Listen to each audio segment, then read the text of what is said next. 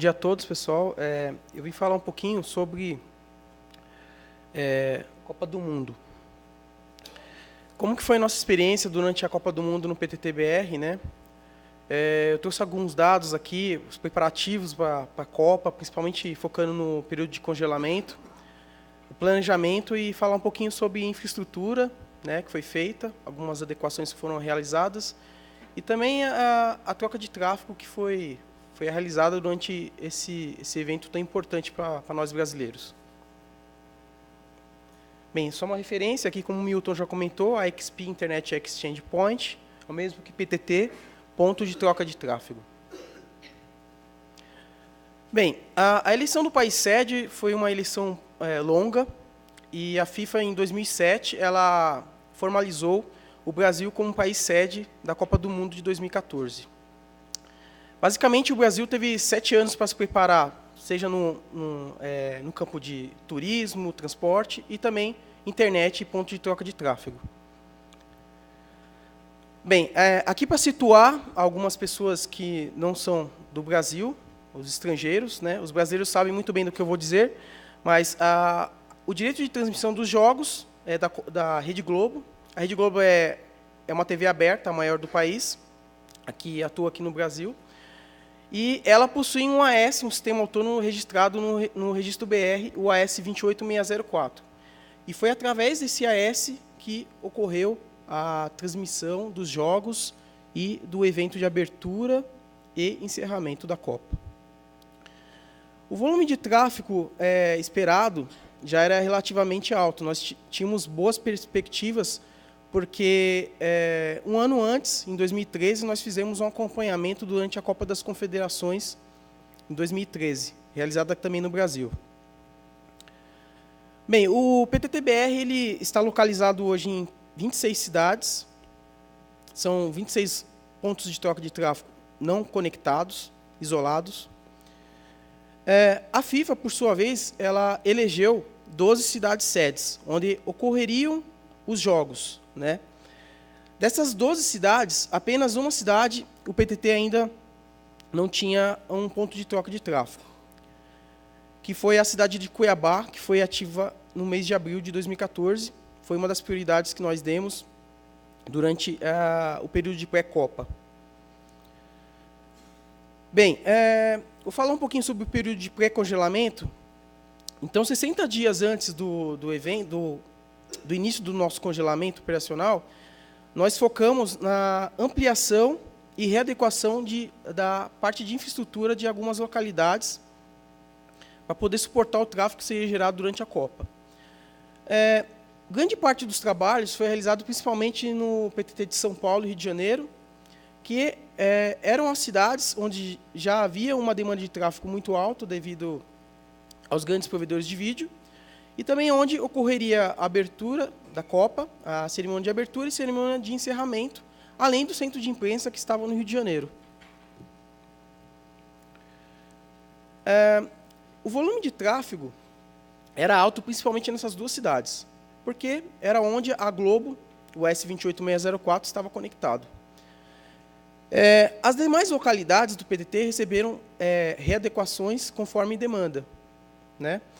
E uma outra prioridade que nós tivemos foi o atendimento de chamados de ativação e ampliação de capacidade de participantes ativos, período pré-congelamento. Foi feito também a preparação de alguns procedimentos operacionais para serem executados durante a Copa, caso houvesse necessidade, caso houvesse alguma emergência. Bem, aqui a gente listou algumas melhorias, algumas readequações no PTT de São Paulo. Foi feito um upgrade do core de rede, ativação de 7 interfaces de 100 GB para participantes, ampliação de capacidade entre os PICs, entre eles, 13 PICs foram alterados, com ativação de 116 novas interfaces de 10 GB. No PTT do Rio de Janeiro, nós realizamos uma readequação com instalação de 4 sistemas de WDM ponto a ponto. Foi feita a migração e troca de alguns equipamentos de rede para equipamentos mais novos. E também ampliação de capacidade entre os PICs mais centrais. Um outro ponto muito interessante que ocorreu antes da Copa foi o PTT, em suas 26 localidades, possui 2 route servers, 2 servidores de rota. No período de pré-Copa, no Rio e São Paulo, nós realizamos a ativação de mais 2 route servers, aumentando a disponibilidade do acordo de troca de tráfego multilateral. Então, hoje, nessas 2 cidades, quem for se conectar, será necessário ativar a sessão com 4 servidores de rotas. Aqui é a foto da nossa equipe, horas antes do início do congelamento. Essa foto foi tirada no dia 10 de maio, por volta das 10h30 da noite.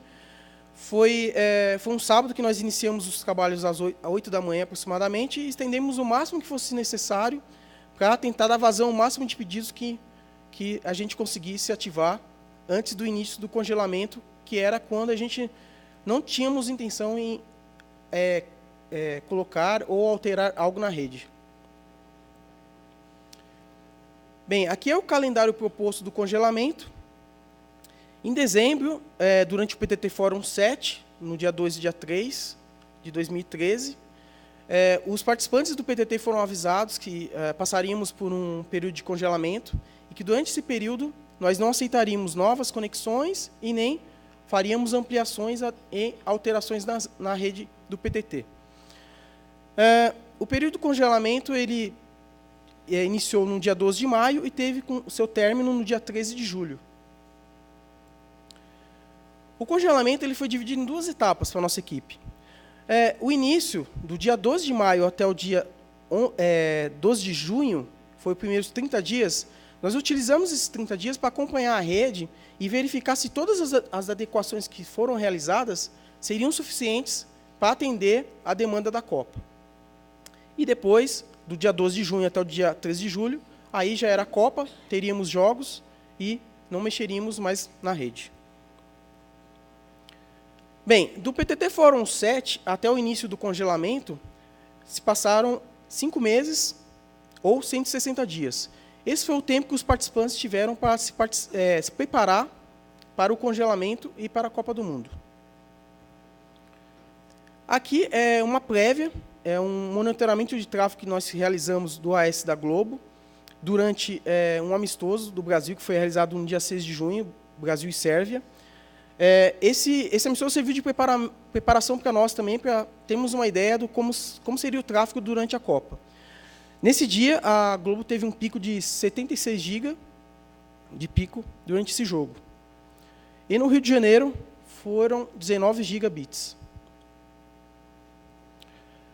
Bem, qual a importância de você fazer um congelamento, né? Estudos indicam que 50% dos problemas que você passa na sua rede é decorrente de mudanças e alterações que você efetua na rede, né? Então, para que a gente pudesse fugir dessa estatística, nós fizemos um planejamento para que esse congelamento fosse o máximo tranquilo para o evento. E também o congelamento ele é uma prática já adotada por grandes empresas, grandes provedores pelo mundo, né? Então, a gente não inventou a roda, né? Tem muita gente que já faz isso há um bom tempo. Principalmente provedores que fazem venda pela internet, em época de Natal, você não consegue fazer alterações na rede desses grandes provedores, com certeza. O período de congelamento ele teve como proposta não receber novas conexões e alterações na estrutura física que já estava funcionando, né?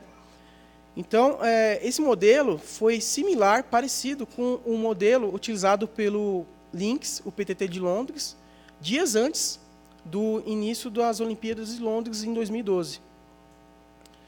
Durante esse período, nossa equipe ficou focada em suporte, em acompanhar o crescimento de tráfego, né, e agir se fosse necessário. E também a gente costuma dizer nos eventos, nas conversas com os participantes e parceiros, que para nós o congelamento foi um sucesso, porque durante esse período nós não tivemos nenhum incidente de rede e nenhuma reclamação em questão de infraestrutura do PTT. Bem, aqui é um gráfico interessante sobre o comparativo de entradas de pedidos de ativação e ampliação de capacidade de participantes já ativos. A entrada, a ativação é a entrada de um participante novo e a ampliação de um participante que já estava ativo. O que ocorreu aqui? No mês de abril, nós tivemos o maior pico do ano em relação de entradas de pedidos de ativação e ampliação. Foram 136 solicitações nesse período, ou seja, aos 45 do segundo tempo, o pessoal deixou para fazer solicitação. E aí, infelizmente, nós não conseguimos atender a todos, porque em maio já ia começar o congelamento operacional. Aí fica uma pergunta, né? Onde será que esses participantes falharam? Qual foi a falta de planejamento aí, né? Bem, aqui é um outro gráfico que mostra do que entrou, o que a equipe do PTT conseguiu encerrar, conseguiu atender. Então, nosso pico foi em maio, dias antes do início do congelamento. Foram 155 solicitações atendidas de ativação e ampliação de participantes. Ou seja, o congelamento começou dia 12. A gente teve 12 dias em maio. Então, em maio, em 12 dias, a gente fez mais do que qualquer outro mês do ano. Aqui é um comparativo do que entrou com o que a gente conseguiu fechar. O que se percebeu foi que, em março, com a proximidade da Copa, começaram a entrar mais pedidos, que é a barra azul que vocês estão vendo aí. E, no mês de abril e maio, a nossa equipe teve que parar algumas atividades de ampliação de localidades novas, ampliações de localidades existentes, para dar vazão nesses pedidos de ativação, para que esses participantes não sofressem durante esses 60 dias de congelamento que viria depois. Ocorreram demandas urgentes durante a Copa? Ocorreram. Ocorreram algumas demandas urgentes. Basicamente, a gente montou um comitê interno da equipe do PTT. Então, essas solicitações eram analisadas, né, e, se fossem aprovadas, seriam feitas em janela de manutenção, fora de horário de jogo, fora de horário crítico.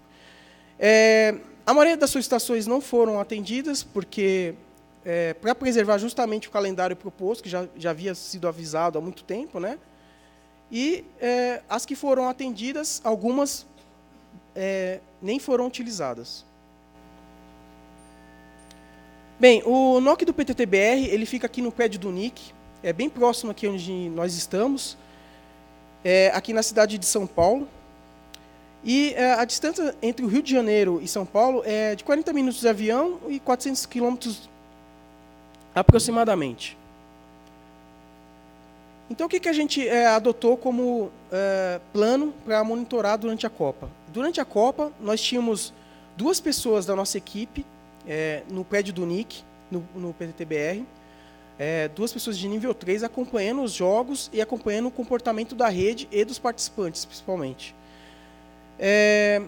No Rio de Janeiro, uma pessoa nossa também de nível 3 ficou alocada 30 dias no Rio de Janeiro, durante todo o período da Copa, para atuar caso houvesse necessidade, justamente para fugir desse deslocamento entre São Paulo e Rio, que além de custoso, dependendo da emergência, poderia ser muito demorado. Bem, o que foi monitorado durante a Copa, né? Possíveis ataques, nós recebemos algumas notificações do CERT-BR, principalmente para o site da Globo. Nós notificamos o pessoal da Globo, para que eles pudessem se precaver, né? Saturação de conexões de participantes, perda de pacotes para alguns participantes, performance na transmissão dos jogos. Eu, particularmente, a gente acompanhou os jogos no escritório do NIC. Particularmente, eu achei que estava boa a qualidade.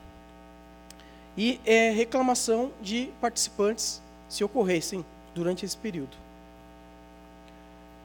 Bem, aqui eu trouxe alguns gráficos do AS 28604, da Globo.com, no PTT de São Paulo. Esse aqui é o gráfico da abertura da Copa do Mundo, do Brasil com a Croácia. Foi numa quinta-feira, e então tivemos um pico aí de 47 GB. Vocês podem ver que nesse gráfico tem três picos ali, né? Então, ele fica bem demarcado, né? A abertura, a cerimônia de abertura, o jogo, primeiro tempo e segundo tempo. Você consegue ver claramente aí no gráfico. No Rio de Janeiro, durante o mesmo jogo, foram 4 GB trocados ali. de pico. Bem, quais foram os picos de tráfego do Oeste da Globo durante a Copa do Mundo, né? No PT de São Paulo ocorreu no segundo dia de Copa, foi uma sexta-feira, no jogo da Holanda 5 e Espanha 1. Foram 135 GB de pico. Bem, no Rio de Janeiro ocorreu no quinto dia, foi no jogo Alemanha 4, Portugal 0, e foram 20 GB aproximados ali de pico trocado também.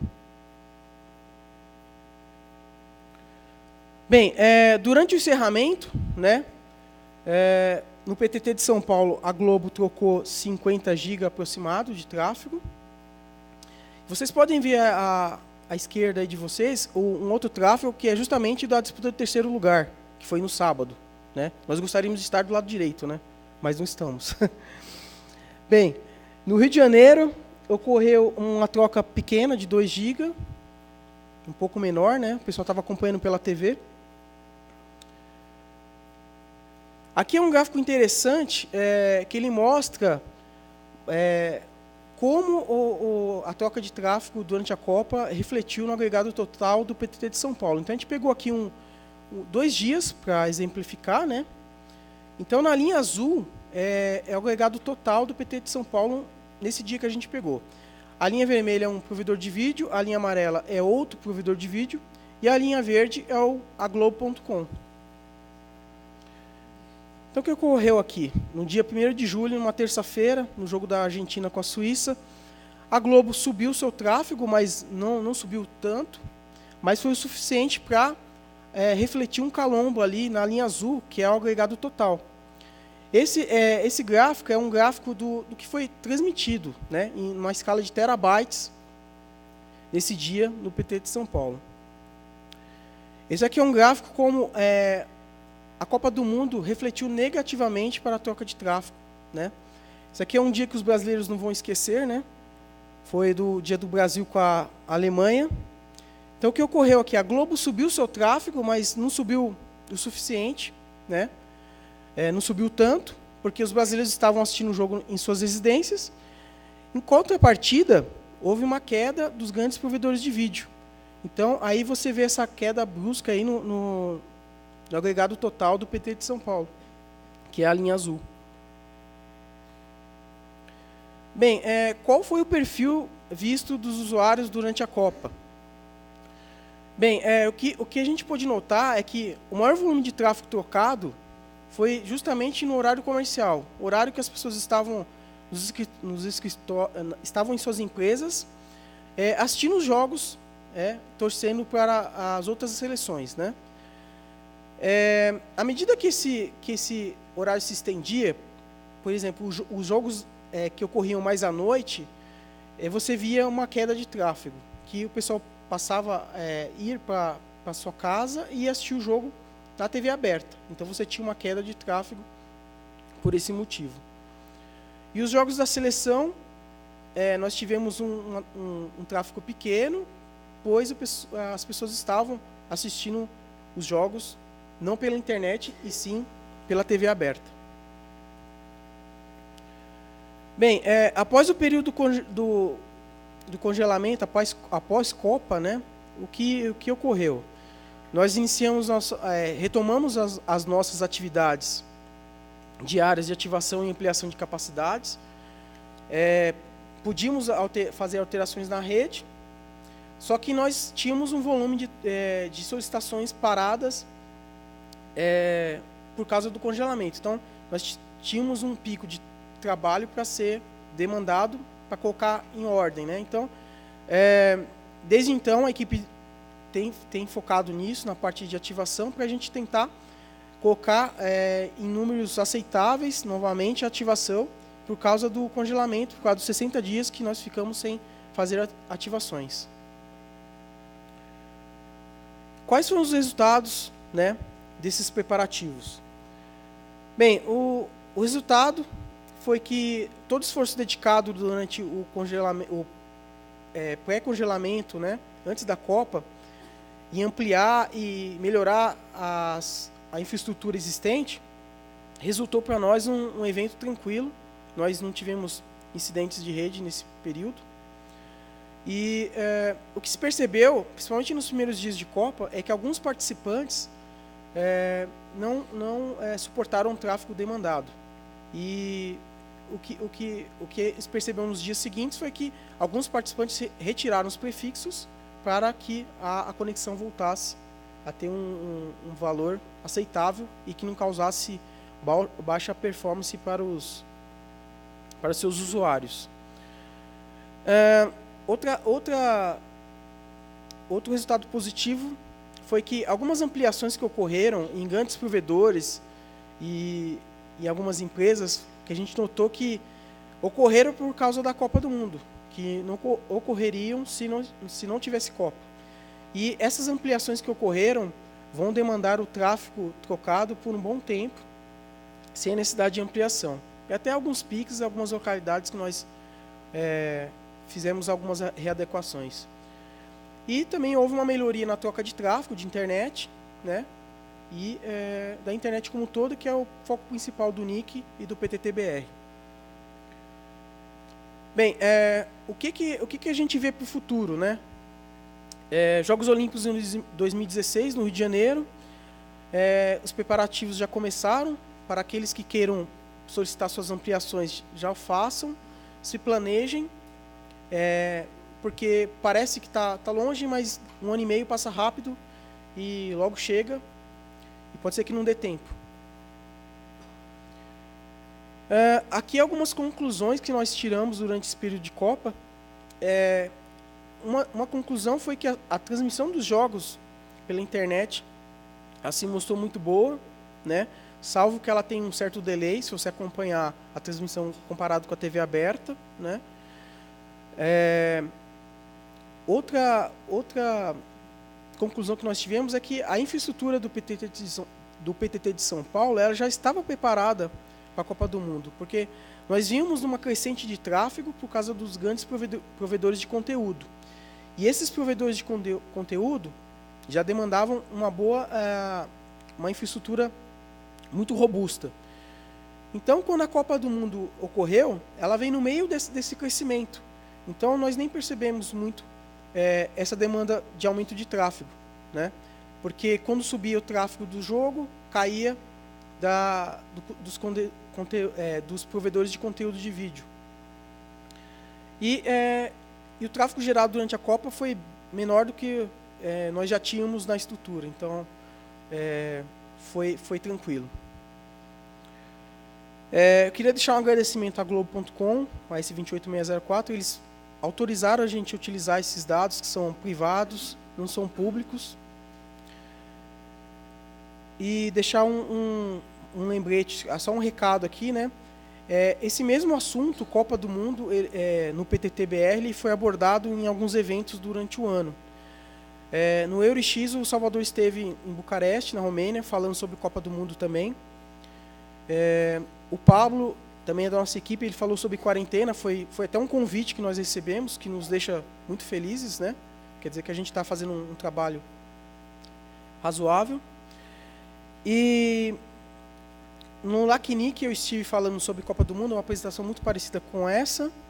E no início de novembro o Salvador esteve também na Argentina. Então, essa troca de experiência com outros Internet Exchange Point é muito importante. Então, nós levamos um pouquinho do que a gente aprendeu durante a Copa para eles.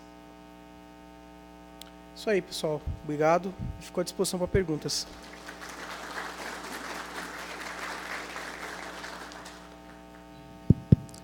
Obrigado, Jolimar. Alguma pergunta, pessoal?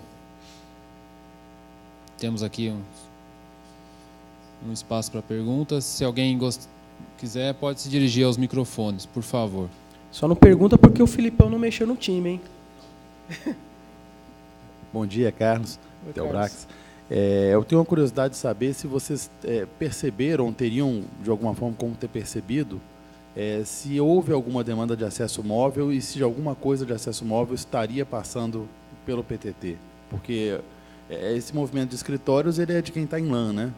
E até que ponto, não sei se o fato das móveis não estarem no PTT não apareceu, ou se apareceu de alguma forma, ou se ainda não estava pronto para assistir em dispositivo móvel. O Flávio fez uma pergunta parecida lá no LACNIC para mim. Esses dados nós não temos, Carlos. A gente repassou essa demanda para a Globo, não sei se eles vão apresentar, mas a gente passou essa curiosidade do pessoal de saber qual a porcentagem desse tráfego que era aplicativo de smartphone, né? O que era internet residencial, o que era... A gente passou essa demanda para eles, eu não sei se eles vão apresentar. Nós não temos.